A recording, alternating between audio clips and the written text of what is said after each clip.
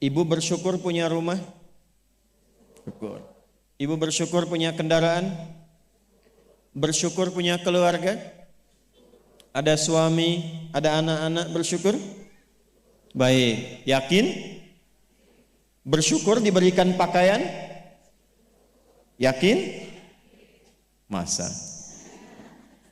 Nah, sekarang apa itu syukur? Syukur itu pelan-pelan.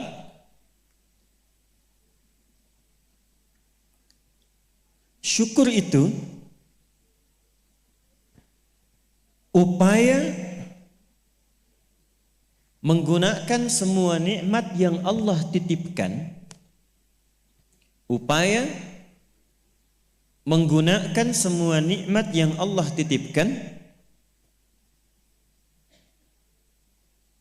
sesuai dengan apa yang Allah inginkan, sesuai dengan apa yang Allah inginkan,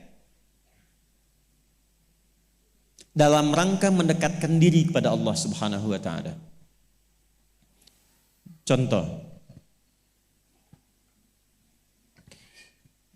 ibu sekalian, maaf, anak itu titipan dari Allah atau bukan? Yakin? Sekarang pertanyaannya, ibu tahu nggak apa yang Allah inginkan dari anak yang dititipkan itu? Jadi apa? Anak yang saleh. Saking inginnya mendapatkan anak yang saleh, bahkan setiap ibu sejak mengandung itu sudah bermohon kepada Allah. Itu ada di Quran surah ke-7 Al-A'raf di ayat 189 di ujung ayatnya. Ya, Quran surah 7 ayat 189. Falamma taghasyaha hamalat hamlan khafifa famarrat bi. Lihat ke ujung ayatnya. Falamma athqalat da'wallaha rabbahuma la in ataitana salihah lanakunanna minasyakirin.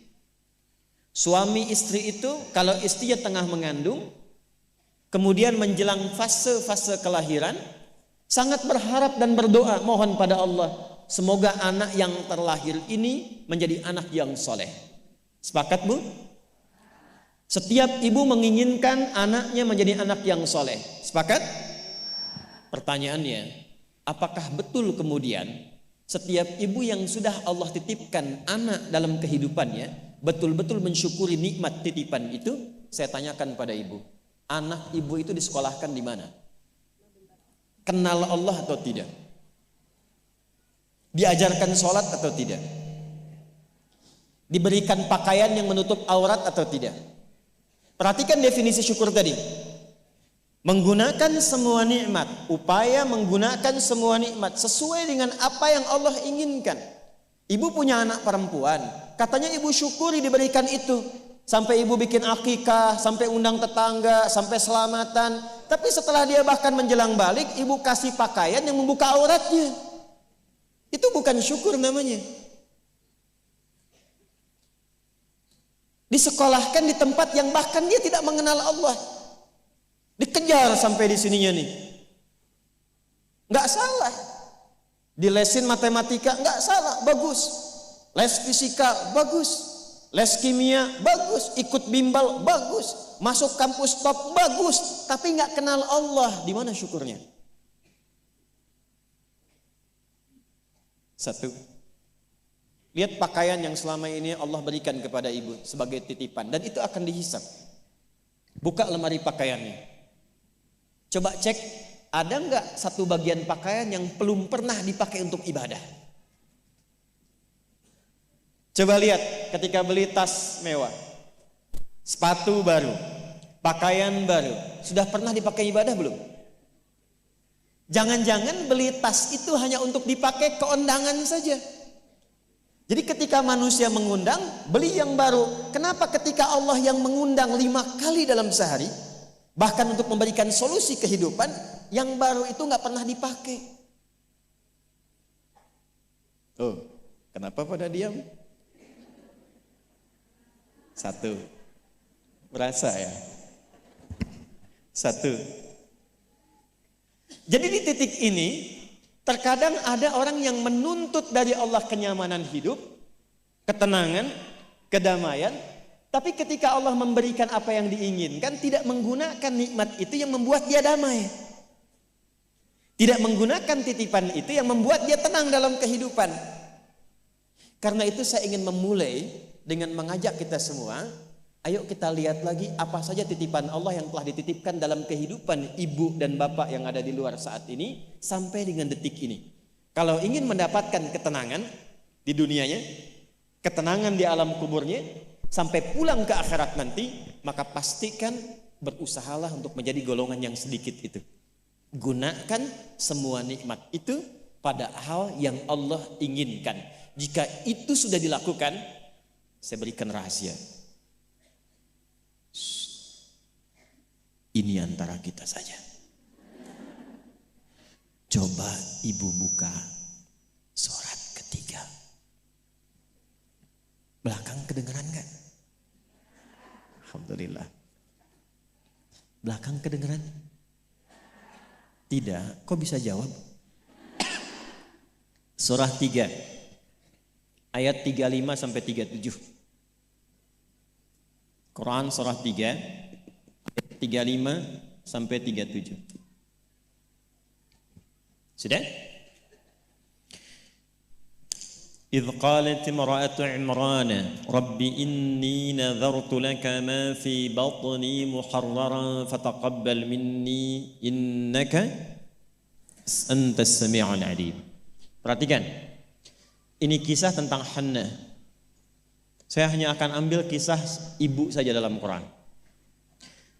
Hannah itu istrinya Imran alaihi wassalam. Nanti punya saudari namanya Eliasobat. Orang barat menyebutnya Elizabeth. Betul, Elizabeth itu bahasa sananya untuk Eliasobat itu saudarinya Hannah. Nanti nikahnya Elizabeth dengan Nabi Zakaria. Hannah nikahnya dengan Imran.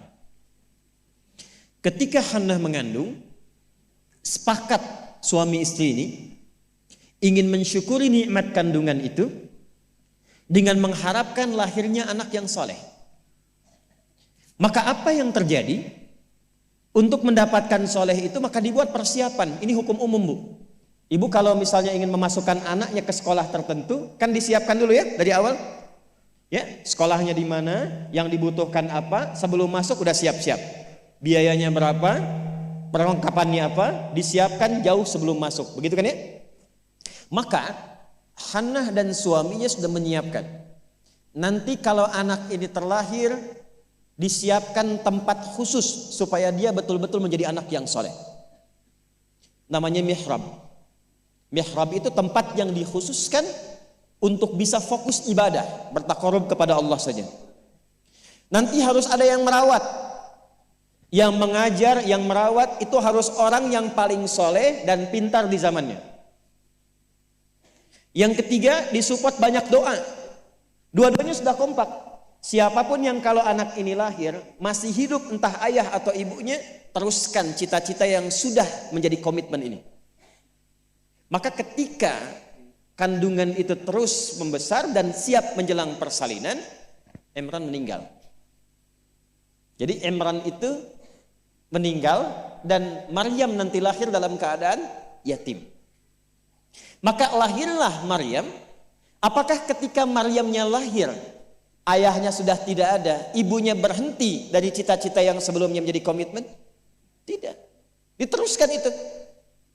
Maka ketika terlahir itulah kemudian apa yang sudah disepakati, berikan nama sesuai dengan harapan, isi dengan doa, siapkan tempat yang ingin diarahkan sesuai dengan cita-cita. Maka ayat 36-nya, falamma wada'atha qalat rabbi inni wada'tuha untha wallahu a'lamu bima wada'at wa laysa dzakaru kal untha. Harapannya lahir anak, kalau perempuan dia anak yang salihah, menjaga diri, menjauhkan dari perbuatan yang tercela, mendekat diri kepada Allah. Maka semua makna ini diwakili oleh satu nama, namanya Maryam. Maryam itu perempuan terhormat yang dekat dengan Allah. Kemudian setelah itu apa? Wa inni u'idzuha bika wa dzurriyyataha minasyaitonir rajim. Didoain terus, Bu. Didoakan. Setelah itu apa?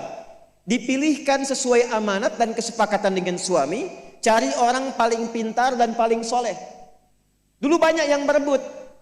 Singkatnya terpilihlah Nabi Zakaria alaihissalam. Setelah itu apa? Buatkan tempat yang mendukung anak ini menjadi soleh dan dekat dengan Allah. Maka dibuatkan mihrab. Apa yang terjadi? Ketika mihrabnya sudah siap, yang mendidiknya sudah siap, doanya mengalir, namanya sesuai dengan harapan, maka orang tua itu tidak sulit lagi untuk merawatnya. Setelah itu Allah yang berkenan memperhatikan sampai tumbuh dewasanya. Perhatikan ayat 37-nya.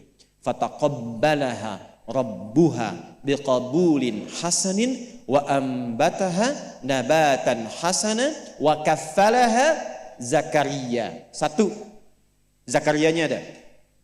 Kullama dakhala 'alaiha Zakaria al-mihrab. Dua. Wajada 'indaha rizqa. Qala ya Maryam anna laki hadha? Qalat huwa min 'indillah.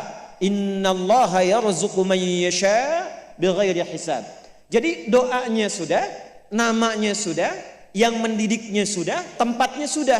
Kalau itu 4 terpenuhi, kata Allah, kamu hei Hannah, gak usah lelah lagi merawat anakmu itu. Biarkan aku dengan kehendakku yang memudahkan semua perawatan anakmu sampai tumbuh dewasa. Demi Allah Bu, setiap butuh apapun, orang tuanya tidak susah. Setiap akan diantar makanan, makanan sudah ada. Mau diantar pakaian, pakaian sudah ada. Dan semua pertumbuhannya langsung diperhatikan oleh Allah. Jadi ketika syukur itu diterapkan dalam kehidupan, maka seorang hamba akan beralih dari hamba biasa statusnya menjadi hamba yang istimewa di hadapan Allah Subhanahu wa taala. Ini yang ingin saya contohkan. Bersyukur itu bukan hanya sekedar mengungkapkan alhamdulillah atas nikmat yang diperoleh, tapi ada peluang untuk menambah nikmat-nikmat lanjutan. Ini ayat ini yang menginspirasi Al-Imam Asy-Syafi'i, Imam Ahmad bin Hanbal. Tidak banyak orang tahu Imam Syafi'i itu single parent Bu ibunya. Imam Ahmad bin Hanbal itu single parent. Jadi begitu dititipkan anak laki-laki Imam Ahmad, bapaknya meninggal, ibunya yang gendong sana sini. Musim dingin, dimasakin air. Kan belum ada water heater waktu itu. Dimasakin Bu, malam-malam, diwuduin pakai air hangat. Digendong oleh ibunya ke masjid, ke halakoh-halakoh para ulama, disimpan, selesai digendong, dibawa lagi. Apa yang terjadi? Ketika semua nikmat dititipkan anak itu disyukuri sesuai dengan apa yang Allah kehendaki, jadilah Imam Ahmad. Ibu kenal Imam Al-Bukhari? Ayo bilang kenal. Ini juga sama, single parent. Bahkan lebih dahsyat lagi, Imam Al-Bukhari itu saat lahir ayahnya meninggal, usia 2 tahun matanya buta. Dan dokter mengatakan pada masa itu ini buta permanen, gak akan sembuh. Apa yang menjadikan kemudian matanya sembuh sampai jadi orang paling hebat di zamannya dan melahirkan karya besar Sahih Al-Bukhari. Wa qalilun min ibadiyasy syakur. Ibunya. Jadi betul-betul mensyukuri nikmat diberikan seorang anak, dititipkan seorang anak. Jadi nggak pernah lihat Bu. Jangan lihat kata orang ini anak si fulan, misalnya si fulana ini kurang begini, anak si fulana autis, anak si fulana begini, nggak ada. Nggak ada satu anak pun terlahir yang tidak punya keistimewaan, itu tidak ada. Tanamkan pada hati yang paling dalam. Dalam kondisi apapun Allah menitipkan anak pada ibu, itu ada keistimewaan di dalamnya yang menyempurnakan kebahagiaan dalam rumah tangga. Pernah ada seorang ibu sedih karena begitu terlahir anaknya divonis lumpuh otak, cerebral palsy, lumpuh otak. Saya katakan, hei, belum tentu itu jadi kekurangan. Boleh jadi Allah titipkan satu kelebihan di balik anak itu yang belum terbuka sekarang. Coba bacain Quran terus. Dibacakan Quran, bacain Quran, bacain Quran. Begitu anak itu mulai bisa bicara, yang keluar Quran. Begitu dicek oleh seorang ustadz, ternyata anak itu sudah hafal Quran 30 juz. 30 juz. Dan barakah anak itu yang kemudian membawa si ibu jadi keliling-keliling. Haji, umrah, ke satu tempat yang tidak pernah dikunjungi sebelumnya.